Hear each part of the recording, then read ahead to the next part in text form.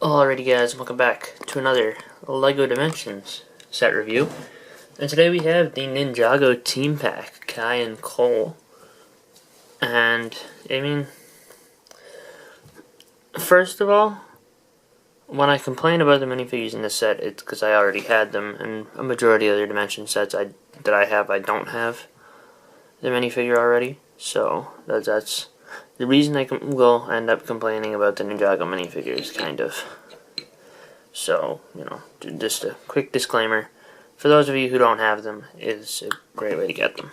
So, we're going to start off with the figures, just because they are the most self-explanatory part of the set. Kai comes with, you know, the Sword of Fire, which isn't very self-explanatory, because those are kind of destroyed, but we can forget about that.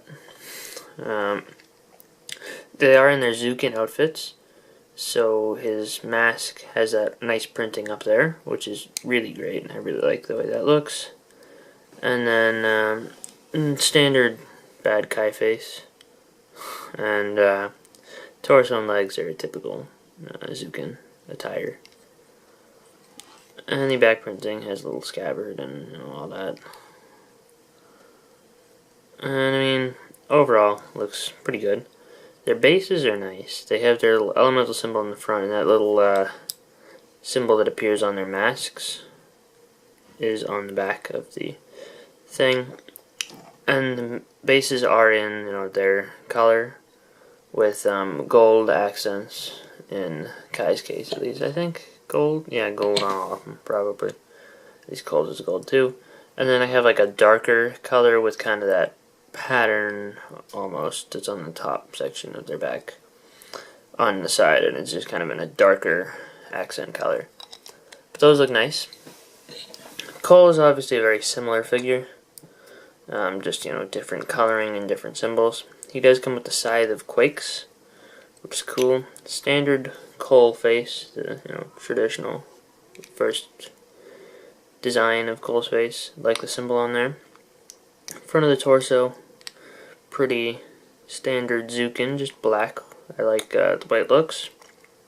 No, the legs are nice. They kind of stand out a little bit more on Cole just because he has a different, like a much lighter color for the accent, because obviously you can't go much darker than black. And the back torso is very similar to Kai's. You know, it has its differences, and like the rope going across there. Little belts are, you know, slightly different. Cole's base is very nice too, similar to Kai's in basic design. Only difference is this side isn't darker; it actually gets lighter and becomes like gray instead of a dark red. But it does have his his symbol, which you can see, the same, and obviously his Earth symbol on the front. So that's Cole. You know, the Cole and Kai figures, obviously, Cole only appears in the Boulder Blaster, which is a $30 set. So this is technically the cheapest way to get Cole, but you're definitely getting a lot more value for the Boulder Blaster if you don't own Dimensions and don't play the game.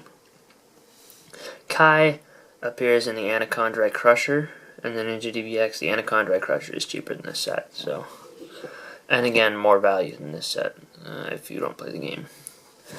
But in the game, these figures are nice to play as, to be able to use. The Ninjago characters are... There's a couple of things I like about them in the game, and a couple of things I hate about them. I'll start off with the positive. They run fast, which is always nice, just because they get around a whole lot quicker than all the other characters. And I mean, they have some cool, you know, fighting style and just acrobatics. Just overall, they're fun to play as. Major complaint, though, they have these obnoxious voice actors from the Shadow of Ronin and Ninjago Nindroids games. So, yeah, I mean, it'd be way better if Kirby Morrow and Vincent Tong were able to voice these characters in the game. And I really don't agree with whoever made the decision to not use the same voice actors, but that's just kind of me, and pretty much every other Ninjago fan on the internet. So yeah, don't know where, or don't know why they made that decision, but we do have two little vehicles in this game, or in this pack. We'll move this aside. First off, we have the Blade Bike. This is Kai's vehicle, and it's obviously supposed to kind of represent his blade cycle from the first season, which, I mean, it doesn't do a perfect job of that. It is a nice bulky red motorcycle. I'll give it credit for that. And it fell apart. So I'll also give it credit for falling apart. But, it's just tough to take these round bricks off the bottom of a couple of these vehicles. But you can take it off and you can roll it around, which is cool. It's nice to know that. And it does kind of lean, like you can lean it a bit. So that's cool. I think it looks a little weird. It doesn't look super motorcycle-like. It looks like it's a bit too wide for that. But other than that, it looks pretty good in general. Like if you look at it from like this angle, it looks alright. But if you look at it from like a straight top on, it looks pretty pretty bulky and too big for like a nice sleek motorcycle. But that's kind of what it's going for. So it's like the flames coming out the back. I think that's a nice effect. And the blades out the front aren't super accurate to the Blade Bike, but this isn't supposed to exactly be the same thing as the blade cycle. So, you know, it's kind of forgivable. It is an interesting build, though. They use, like, these, like one of those blue 3 long Technic bars with the stopper on one of the sides. And they kind of connect the wheels that way and then build everything around that. And, you know, it's interesting. I have not yet done the rebuilds for either of these vehicles in real life. I don't know if I've upgraded them in game either, but I plan on doing a video at some point rebuilding all 3 forms of this. You know, I did a couple of them for like the Gyrosphere and the Batmobile a while back. I don't know if I ever got around to doing any more of them, but now that I've gotten a couple more dimensions packs, I probably should. So, we'll get those out of the way. And this, honestly, is probably my favorite part of the set. This Boulder Bomber is what this one's called. But this is the Boulder Blaster. Like, that's obviously what it's supposed to look like. And they do have one of the forms of this vehicle, which I guess I'll show you now.